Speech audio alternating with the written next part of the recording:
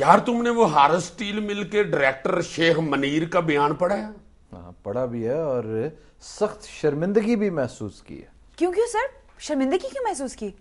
ओ अल्लाह लोके, उसके बयान ने तो बड़े बड़े वकाला को एक्सपोज करके रख दिया है। क्या शरीफुद्दीन पीरजादा, क्या मलिक कयूम और क्या बाबर अवान। रियली? हाँ, उसने कहा कि इन सब ने मुझसे करोड़ों थबंटू।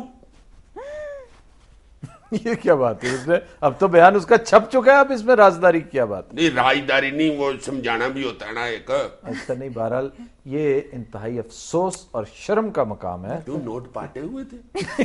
सर नहीं, मैं सीरियस हूँ यार। अच्छा तुम खुद कमेंट करो। नहीं चलो चलो, खुद करो बात। मास्टर साहब सॉरी, मास्टर जी कान पकड़ लो। नहीं आप खुदा के लिए बेटर है। कान ना पकड़ना। अच्छा जी, हम पहले की ताब नहीं ला रहे। कितने दिन हो गए? 2 हफ्ते हो गए मेरा ख्याल। मैं भी शर्मिंदा हुआ था, कान पकड़े ना तो मेरी इधर से टेंड नजर आई है कैमरे में। अच्छा बहरहाल हमारा मौकफ इस पे मुख्तसर सा वो ये है कि फीस लेना वकील का काम है। जाहिर है वो कुछ हो ले लेगा तो नहीं ना केस लड़ता। हाँ, मतलब जरूर ले फीस और जितनी चाहे ले, लेकिन इस तरह ठेका करके वकील फीस ले जब कि जनाब आप मुझे 2 करोड़ 4 करोड़ रुपया दें, फलां जज मेरा बड़ा वाकिफ है, मेरा बड़ा दोस्त है, मैं आपके हक में फैसला करवा दूंगा, ये दिस इज इमोरल। ये कह दिया पा मुनीर ने। उसने जो उसकी बयान मतलब दरोग बरगर्दन रावी, इसमें मतलब ये हम नहीं कह रहे, ये बयान उन्होंने जो दिया। मुनीर शेख साहब ने जो डायरेक्टर हैं हारिस स्टील मिल्स के, उन्होंने अपने बयान में जो अदालत में जमा करवाया उसमें उन्होंने कहा जी शरीफुद्दीन पीरजादा साहब ने हमसे 4 करोड़ रुपया लिया है और ये कहा है साथ कि मैं तुम्हारे हक में फैसला करवा दूंगा। इस्लामाबाद हाई कोर्ट के चीफ जस्टिस जो उस वक्त थे सरदार असलम मेरे बड़े दोस्त हैं। अब शरीफुद्दीन पीरजादा जिस स्टेचर का वकील है उसको जेब नहीं देती इस तरह की बात। बिल्कुल बिल्कुल। उन्होंने साथ ये भी कहा है कि मुझसे बाबर अवान ने, बाबर अवान जो इस वक्त आपके वजीर बराए पार्लिमानी अमूर है, वफाकी वजीर डॉक्टर बाबर अवान ने 4 करोड़ रुपए ये कहकर लिए कि पूरे सुप्रीम कोर्ट के जजेस मेरे दोस्त हैं, मैं तुम्हारे हक में फैसला करवा दूंगा। और साथ ही साथ 4 करोड़ रुपए लिए वसीम सज्जाद साहब ने, वो भी वकील हैं, वो जो सेनेट के चेयरमैन भी जी थे। जी जी सेनेट के चेयरमैन भी थे उन, और वकील हैं, बड़े बड़े एक्टिव वकील हैं। मुझे भी पता है यार, मैंने कौन सा करा दिए हैं वो। साथ ही मलिक कयूम का तज़किरा है कि मलिक कयूम साहब के बारे में उसने कहा है कि मुझे ये पता ही नहीं कि हम उन्हें कितना पैसा दे चुके हैं, जिससे इंप्रेशन ये मिलता है कि वो रकम इससे भी ज्यादा है। और उनका भी यही कहना था कि सुप्रीम कोर्ट का कौन सा जज है जो मेरा दोस्त नहीं है।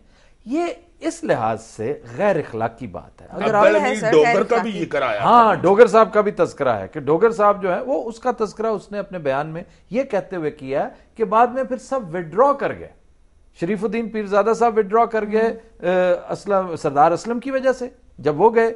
उसके अलावा बाबर अवान साहब वजीर बन गए, उन्होंने विड्रॉ कर लिया। और मलिक कयूम साहब ने यह कहकर केस से दस्तकशी इख्तियार कर ली कि अब अब्दुल हमीद डोगर तो चूंकि सुप्रीम कोर्ट के चीफ जस्टिस रहे नहीं, अब मैं तुम्हारे लिए क्या कर सकता हूं। तो वो फिर पामनीर के पैसे वापस किए उन्होंने। मुझे क्या पता पैसे वापस किए हैं, लेकिन करने चाहिए थे। अगर आप केस से विड्रॉ करते हैं तो फिर वापस करने चाहिए। अगर किए होते तो पामनीर ना नाम लेता। ये भी एक पॉइंट है, ये भी है। और यार ये तो बड़े बड़े लोग हैं ना, छोटी अदालतों में तो ये हाल है, वकील करो ना करो जज जरूर कर लो। हाँ ये तो मुहावरा बना हुआ है जिसपे आपको याद है चीफ जस्टिस साहब ने किस कदर शर्मिंदा किया मतहत अदालतों को पिछले दिनों। बिल्कुल क्या कि अभी भी ठीक हो जाओ, तुम्हारी बड़ी बदनामी है। नहीं जी, उधर तो अगर आपके रीडर के साथ ताल्लुकात बेहतर नहीं है ना तो आप बेशक उधर जाए भी ना, क्योंकि मुझे तो उसके एक्सप्रेशन से लगता है कि सोटी भी मारेगा हाथ में कि तुम मेरे वाकफ नहीं, क्यों इधर आए हो, चलो दौड़ो। यार वैसे तुम ये देखो कि जिसकी वजह से ये सारा पुआड़ा पड़ा है वो कितने आराम से हमेश खान उधर वाटर स्कूटर चला रहे हैं। हाँ सारा किया धरा तो उसका है। ये तो एक बिजनेस इदारा था Haris steel mill. Haris steel के ऊपर अगर इल्जाम है ना तो वो ये था कि आपने वो लैंड मॉर्गेज में दी जो इस काबिल नहीं थी, तो उन्होंने ऑफर कर दी हुई थी मेरा ख्याल। अब तो उसके ऊपर अमल दरामद भी हो गया होगा कि आप कोलेटरल में आप हमसे वो लैंड ले लें जो कमर्शियल है, सही, जो इक्विवेलेंट ही नहीं उससे ज्यादा मालियत की है। Fair enough। लेकिन सवाल यह है कि जब हमेश खान इस 9-10 अरब रुपए का टीका लगा रहा था इस गरीब मुल्क को, उस वक्त स्टेट बैंक क्या कर रहा था? लक पे खारिश कर रहा था। हाँ, लक पे खारिश करे ना तो मुंह नीचे होता है, बंदा पैसे चुक के दौड़ जाता है। क्या रद्द होगी, लेकिन वो कर कुछ ऐसा ही काम रहा। वैसे मैं ये सोचता हूँ कि हमेश खान भी उधर इज्जत के साथ तो नहीं बैठा होगा। कैसे बैठ सकते, सवाल ही पैदा नहीं होता। वो जिस मच्छी के मुंह में उसने पैसे रखे हुए हैं ना, वो मच्छी उसे जरूर सुबह दोपहर शाम बेइज्जत करती होगी हमेशा। सारा कुछ लुट के थे आ गए हैं। जलीला शर्म तो नहीं आती तेन? ये बीच में मच्छी सा लेती है। मच्छी का सा कुटा यार उसको बताओ, मुझे मत बताओ, मैं एंजॉय नहीं कर रहा तुम्हारी ये सारी गुफ्तगू। दे जाके वापस पैसे, बड़े बड़े लोगों ने बेइज्जत कराता ही। चल दौड़, खबरदार इतना भी। तो तुम क्यों हंसे जा रही हो? जो इधर आया ना, लुक एट हिम सर, कितने तुम इस तरह ओके। तुम जारी रखो अपना बयान। तुम क्यों देख रहे हो इधर? क्यों इधर आए हैं? हुण जे इधर आया ना, चल चुक पैसे दौड़ जा।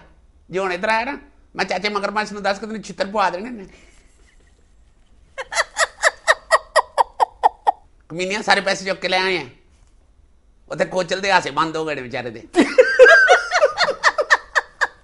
Continuous Raj will take a break. Stay with us.